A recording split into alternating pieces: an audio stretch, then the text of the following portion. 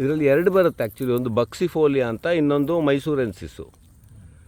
ವ್ಯತ್ಯಾಸ ಏನಂದರೆ ಬಕ್ಸಿಫೋಲಿಯಾ ಅಂದರೆ ನಾವು ಸ್ವಲ್ಪ ಬಾಕ್ಸ್ ಟೈಪ್ ಇರುತ್ತಂತೆ ಎಲೆ. ಇಲ್ದಿದ್ರೆ ಎಲ್ಲ ಥರದಲ್ಲೂ ಸೇಮು.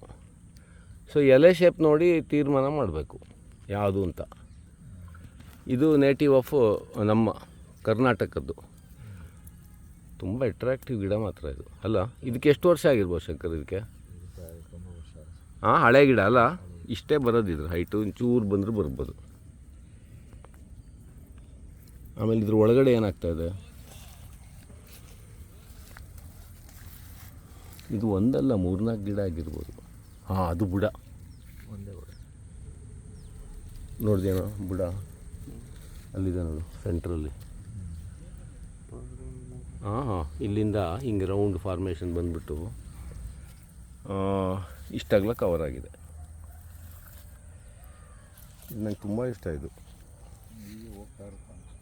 ಸೈಡ್ ವೇಸು ಬ್ಯೂಟಿಫುಲ್ ಆಗಿದೆ. ರೈನ್ ಫೆಡ್ಡು, ಯಾರು ನೋಡ್ಕೊಳ್ಳೋದು, ಗೊಬ್ಬರ ಗಿಬ್ಬರ ಯಾವುದು ಬೇಡ ಅದಕ್ಕೆ.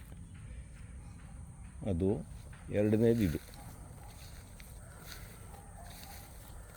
ಇದ್ರದ್ದು ಅದ್ರದ್ದು ಎಲೆ ಸೇಮ ನೋಡ್ಬಿಡು ಒಂದು ಸರ್ತಿ. ಇದು ಒಂದೇ ಗಿಡನಾ? ಇದ್ರೊಳಗೆ ಸಣ್ಣ ಸಣ್ಣ ಹಾವು ಇವು ಅವಕ್ಕೆಲ್ಲ ಒಳ್ಳೆ ಫಸ್ಟ್ ಕ್ಲಾಸ್ ಜಾಗ. ಚೇಳು ಗೀಳಲ್ಲ, ಆರಾಮಾಗಿ ಜೀವನ ಮಾಡ್ಬೋದು ಅಲ್ಲಿ.